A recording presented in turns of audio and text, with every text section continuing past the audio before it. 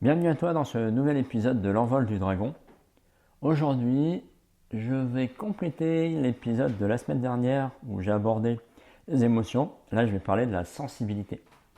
Tu vas découvrir dans cet épisode c'est quoi cette notion de sensibilité pour un être humain, à quoi ça sert et pourquoi ce serait utile que tu t'en préoccupes.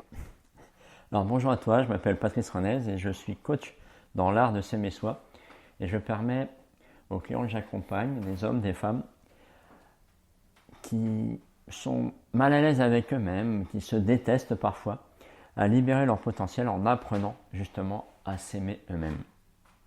Alors, peut-être qu'aujourd'hui, tu n'as aucune notion de la sensibilité. Ou peut-être que tu as trop plein de sensibilité parce que tu es hypersensible, comme on dit. Alors, la semaine dernière, j'ai parlé donc d'émotions.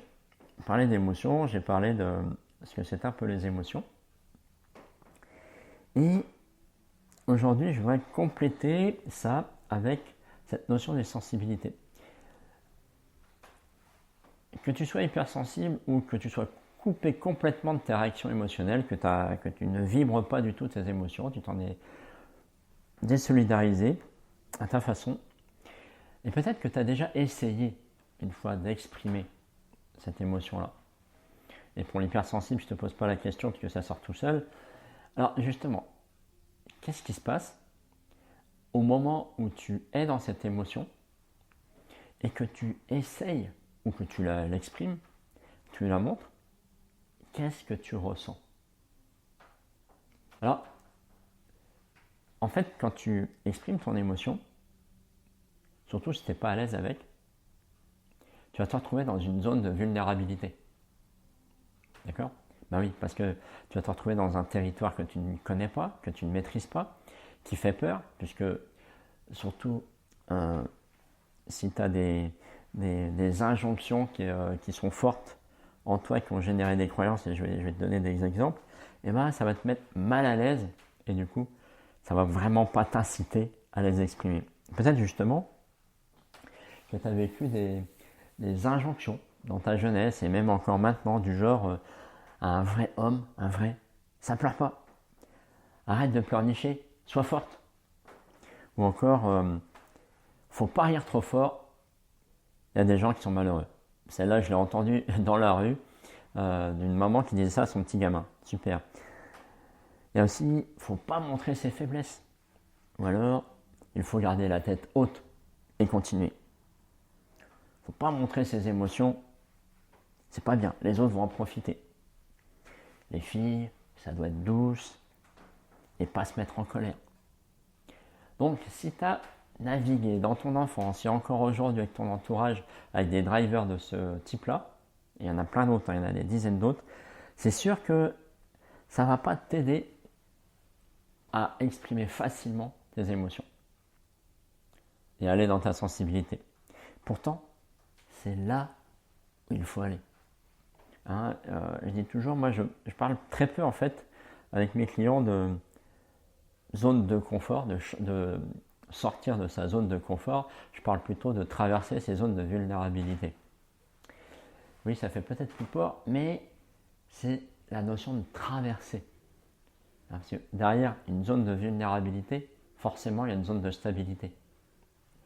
Et ça, c'est important que tu comprennes que justement vibrer tes émotions, c'est aller dans ta vulnérabilité et c'est ce qui te rend sensible. Et quelle est la faculté de l'humain? On le dit tout le temps, c'est un être humain. Être. On n'est pas que des êtres vivants, on est des êtres humains. Et avant tout, on est des êtres et pas des fers humains, comme on est beaucoup dans notre vie moderne où on veut bouger, allez on y va, on est au taquet, surtout pour éviter de penser à soi. Et typiquement, c'est ce qui s'est passé pendant le Covid. Il y a beaucoup de personnes qui se sont retrouvées être avec eux-mêmes et ça leur a permis de prendre des décisions qu'ils n'auraient jamais fait avant, comme de changer de région, changer de boulot, changer de pays, changer de famille, peu importe. Et voilà, ça leur a permis de réfléchir et de prendre les meilleures décisions pour eux qu'ils n'auraient jamais pris avant. Et pourquoi? Parce que il y a des moments dans la vie, et je dirais c'est régulièrement, il faut se poser pour être avec soi.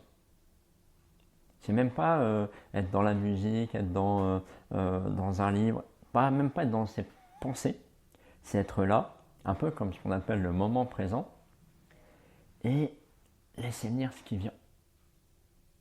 C'est là où il y a des idées qui viennent, c'est là où il y a des prises de conscience qui vont s'enclencher.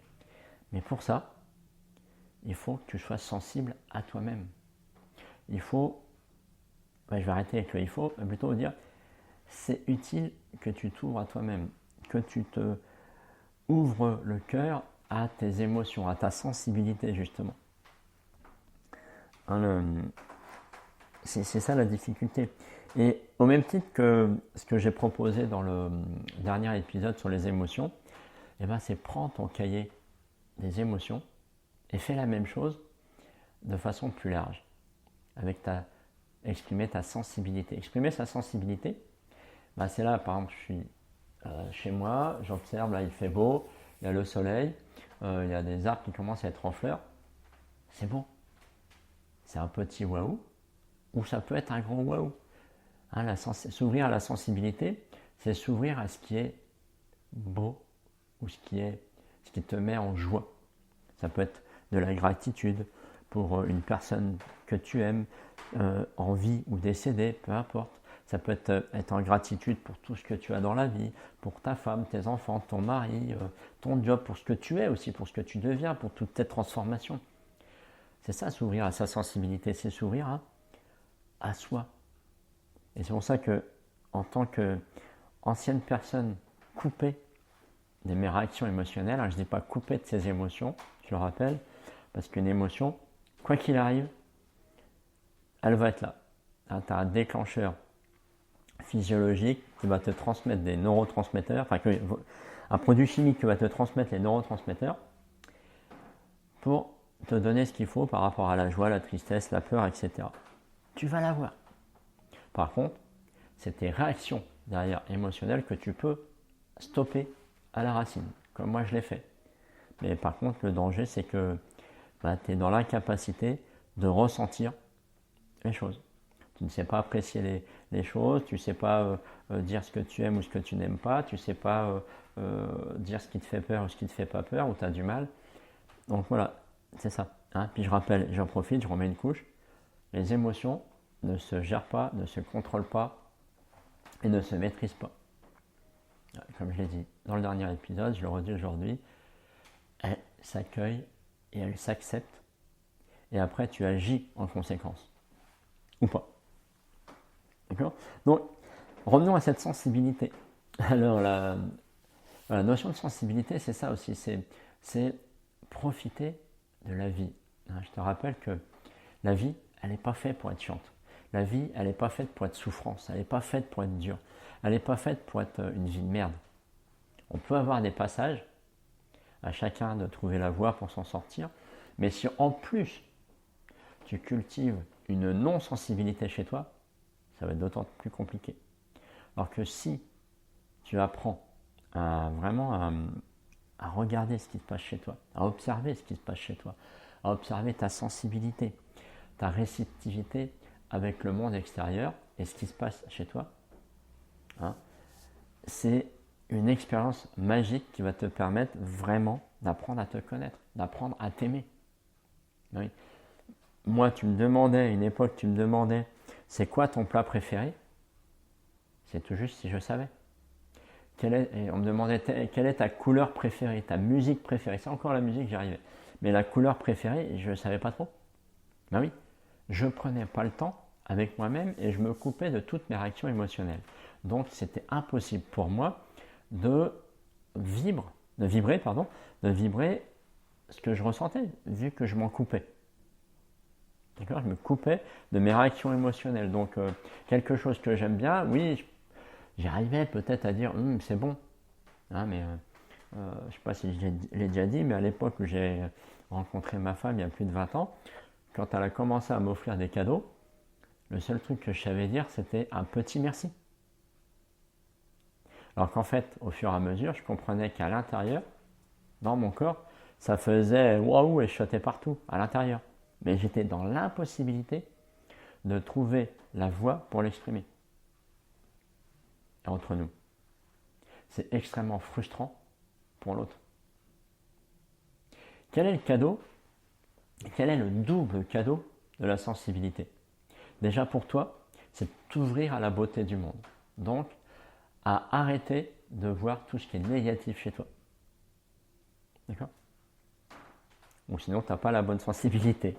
Et le deuxième cadeau, c'est qu'en partageant ce que tu ressens, tu vas donner de l'importance aux personnes à qui tu le partages. Tu sais, c'est comme, on voit beaucoup ça dans les films, mais pas que, où les gens ne veulent pas partager quelque chose qu'ils ont sur le cœur pour ne pas blesser la personne ou pour ne pas l'inquiéter. Je pense aux maladies, oui, mais elle va s'inquiéter. Est-ce que c'est de ta responsabilité, là j'empiète sur un futur podcast, est-ce que c'est de ta responsabilité de t'occuper de comment va sentir l'autre par rapport à ce que tu as à lui dire? Est-ce que ça ne serait pas plus important et judicieux de lui dire, tu sais, moi, en ce moment, je vis ça. Je vis telle situation. Voilà, ça peut être, si on parle d'une maladie, je m'aperçois que j'ai une maladie, là, va falloir que je me soigne, ça va être long, ça va être compliqué, ça va être dur. Et aujourd'hui, je me sens abattu, je me sens impuissant, je me sens triste, je me sens en colère en même temps. Ne penses-tu pas qu'en exprimant ça, déjà pour toi, ça va te libérer un peu, et en plus, tu vas donner de l'importance, si tu dis ça à ta femme ou à ton mari, de l'importance à la personne. Tu vas lui partager quelque chose d'intime. C'est ça que j'ai mis du temps, moi, à comprendre, que exprimer ses émotions, être dans sa vulnérabilité, dans sa sensibilité, c'est donner de l'importance aux personnes que tu aimes, aux personnes avec qui, que ce soit un ami, une personne pour qui tu as du respect, qui lui donne de l'importance. Partager. On a toujours peur de se montrer soi. Mais c'est un cadeau. Se montrer tel que l'on est, c'est un cadeau. On dit toujours, il ne faut pas montrer, les autres vont en profiter. Oui, peut-être, si tu te laisses faire. Peut-être que les autres vont te juger, te critiquer. Mais je te renvoie là aux accords Toltec, ne pas en faire une affaire personnelle. C'est pas facile, ça s'apprend, je le travaille encore, mais crois-moi, ça permet vraiment de comprendre des tonnes de choses par rapport aux réflexions des autres et de ne pas en accorder d'importance.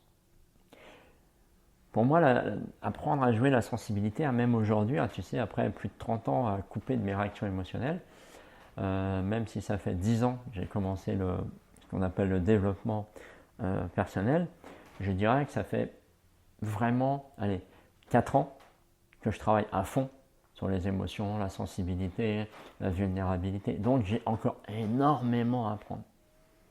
Mais je pratique tous les jours. Je pratique tous les jours des outils que je travaille avec mes clients, que je leur apprends à utiliser en toute autonomie, parce que c'est la vie. C'est pour moi, là je vois le soleil couchant de la fenêtre, et c'est super beau pendant que je vous fais cet enregistrement. Et voilà. Il n'y a pas besoin de penser aux informations, à la guerre, au machin. Oui, il y a tout ça, mais il n'y a pas que ça. Et surtout pour soi, pour toi. C'est déjà éviter d'être en guerre tout le temps, avec soi-même, avec les autres. Donc voilà, c'est vraiment pour moi, c'est important cette notion de sensibilité, d'accepter sa propre sensibilité, si elle est déjà là, en tant que hypersensible, ou en tant que personne qui tout simplement est en accord avec ses émotions, exprimer ses émotions, et de toi qui potentiellement ne sais pas l'exprimer parce que tu as peur de l'exprimer, et bien c'est d'oser ce terrain-là. Alors ça se fait. C'est déjà les choses que je voulais partager, c'est d'observer, d'accueillir, d'accepter, et de voir aussi. à quoi ça se rapporte dans ton passé. Si tu es toujours mal à l'aise à exprimer ta tristesse, et qu'est-ce qui s'est passé dans ton enfance? Qu'est-ce qui s'est passé dans ta vie d'adolescence? Peut-être dans ta vie d'adulte aussi. Regarde, va chercher la source, non pas pour aller triturer là où ça fait mal, mais c'est pour identifier le schéma qui se rapporte à ton problème d'exprimer ta sensibilité dans le cadre de ce type d'émotion, de ce type de situation. Donc, voilà un peu ce que je voulais vous partager dans les grandes lignes au niveau de la sensibilité.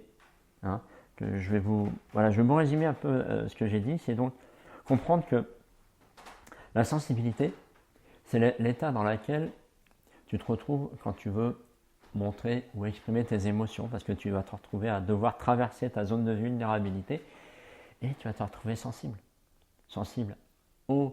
du coup tu t'ouvres le cœur, donc tu te retrouves sensible aux critiques, au jugement des autres.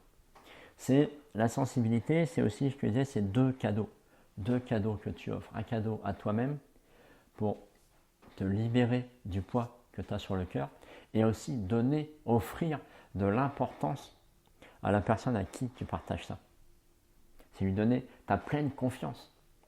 Dire, je te partage là ce que je ressens intimement, ma douleur, ma joie, peu importe. Et je te la partage parce que tu es une personne qui a de l'importance pour moi. Donc pensez à ça. Et puis aussi, c'est la sensibilité, c'est s'ouvrir au monde extérieur, c'est t'autoriser à voir que là, le coucher de soleil est excellent, que l'appartement, la maison que tu as, t'en as une. Il y en a des gens qui n'en ont pas. C'est voir toute la gratitude que tu peux avoir autour. C'est ça aussi la sensibilité, c'est s'autoriser à voir tout ça. C'est vraiment apprendre à vivre avec son cœur et plus avec sa tête. Arrête de raisonner avec ta tête. Ta tête, elle va jouer quoi? Elle va jouer uniquement sur l'émotion liée au cerveau reptilien, qui est la peur. C'est elle qui va toujours, le cerveau, c'est lui, qui va toujours te répondre en fonction de est-ce que toi, tu es en sécurité, ou est-ce que lui, il te pense en sécurité ou pas. C'est comme si tu veux choisir un travail ou un autre, oui, il faut choisir un peu avec sa tête, mais pas que. Sinon, tu vas toujours faire les mêmes erreurs, tu vas toujours aller dans le truc qui est le plus facile, et jamais tu vas aller dans l'émotion que va te procurer le changement. D'accord? Alors, pour terminer, en réfléchissant à ce que tu viens d'écouter sur ce podcast, aujourd'hui, à quel niveau estimes-tu ta sensibilité? Que ce soit la sensibilité à aller dans tes émotions, sur une échelle de 0 à 10, tu notes ça sur ton cahier. À quel niveau tu as cette sensibilité d'exprimer, aller dans ta sensibilité pour exprimer une émotion pour toi-même et la partager à quelqu'un. Et troisièmement, quel est ton niveau de sensibilité au monde extérieur? J'en ai pas beaucoup parlé aussi, c'est aller dans l'émotion des autres, mais ça j'en parlerai au niveau de l'empathie. Quelle est ta sensibilité au monde extérieur? Comment tu vois le monde dans sa pleine beauté? Sur ce, je vous souhaite une excellente soirée, une excellente journée, et je vous dis à bientôt pour le prochain épisode du podcast L'Envol du Dragon. Salut!